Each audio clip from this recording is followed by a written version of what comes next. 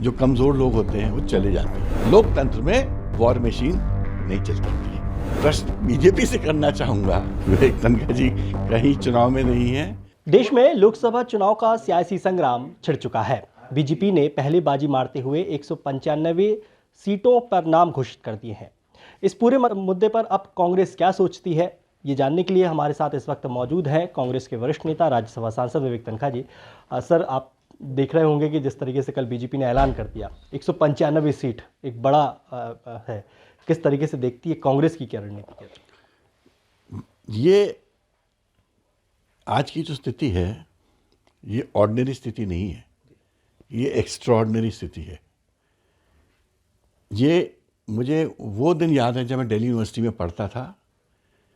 Emergency उठा दी गई थी, इलेक्शन का नोटिफिकेशन होने वाला था।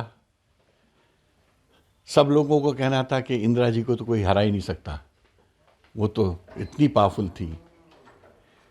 और धीरे धीरे लोग संगठित हुए और ये होता है जैसे जैसे इलेक्शन नोटिफिकेशन होता है, वही संगठन, वही दृश्य मुझे फिर से दिख रहा है। एक तरफ एक पार्टी है जिसने अपने आप ही को वॉर मशीन बना ली है और वो वॉर जैसा चुनाव लड़ने चली आई है, सब तंत्रों को कैप्चर करके। और एक तरफ है भारत की जनता जो कहती है हम प्रजातंत्र हैं, हम लोकतंत्र हैं। और लोकतंत्र में वॉर मशीन नहीं चल सकती, लोकतंत्र में लोक का तंत्र चलेगा। लेकिन कांग्रेस क्यों पीछे हो रही है? पहली चुनौती कांग्रेस के सामने कि अपनों को जोड़ कर रखना है, क्योंकि लगातार हम देख रहे हैं कि छोड़ कर जा रहे हैं पार्टी। हम प्रदेश की नहीं, मध्य प्रदेश की ही बात करें तो ये स्थिति बनी है। कमजोरी कहाँ निकल कर सामने? देखिए, ये दृश्य जब वॉर मशीन हावी होती है, ये दृश्य आपको दिखता है जब तक इलेक्शन अनाउंस नहीं होता है। जो कमज़ोर लोग होते हैं वो चले जाते हैं, उनको लगता है कि वहाँ जाने से हमारा संरक्षण होगा।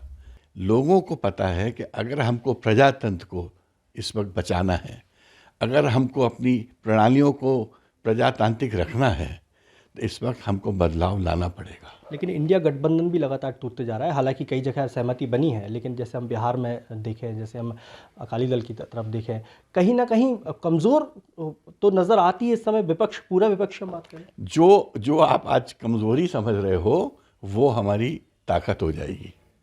जहां आप समझ रहे हो बिहार में नीतीश के जाने से हम कमज़ोर हो गए हैं, हम वहां पर और ताकतवर हो गए हैं। जनता का मन और बनता जा रहा है कि ये हद हो गई, अब तो ये तानाशाही समाप्त की जाए। मध्य प्रदेश की 29 में से 24 सीट डिक्लेयर हो गई हैं। जो 24 सीटों पर आप देख रहे हैं, कहाँ देखते हैं कांग्रेस को? कब तक डिक्लेयर हो पाएगी सीटें? कांग्रेस मेरे को लगता है बहुत जल्दी अपनी सीट्स डिक्लेयर कर देगी।